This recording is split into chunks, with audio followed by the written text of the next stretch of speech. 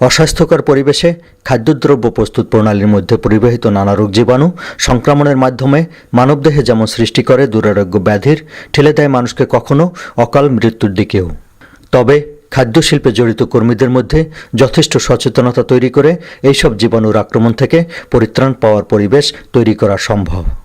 1996 সালে প্রথমে স্কটল্যান্ডে এবং পরে 2005 সালে ওয়েলসে ইকোলি 0157 নামে পরিচিত খাদ্যে বহনকারী অতিমাত্রায় ঝুঁকিপূর্ণ একটি জীবাণুর প্রাদুর্ভাব ঘটেছে।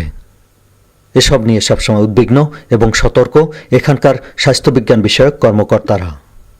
রেস্টুরেন্ট মালিক এবং কর্মজীবীদের মধ্যে ইকোলি সহ এইসব মারাত্মক সব রোগ জীবাণু সম্পর্কে অবহিত করা এবং এর আক্রমণ থেকে পরিত্রাণের বিভিন্ন পন্থা নিয়ে সচেতনতা সৃষ্টির উদ্দেশ্যে গত সোমবার এডিনবরায় একটি সেমিনার আয়োজিত হয়। বাংলাদেশ ক্যাটারিং অ্যাসোসিয়েশনের উদ্যোগে আয়োজিত এই সেমিনারে বিভিন্ন পরামর্শ প্রদান করেন স্কটিশ সরকারের chief of environment officer Alan Simon. Scottish সরকারের ফুড স্ট্যান্ডার্ডস এজেন্সির একজন প্রতিনিধিও উপস্থিত ছিলেন সেমিনারে। আসাদুর আলীর সভাপতিত্বে সেমিনারটি সঞ্চালন করেন মুস্তাফিজুর রহমান।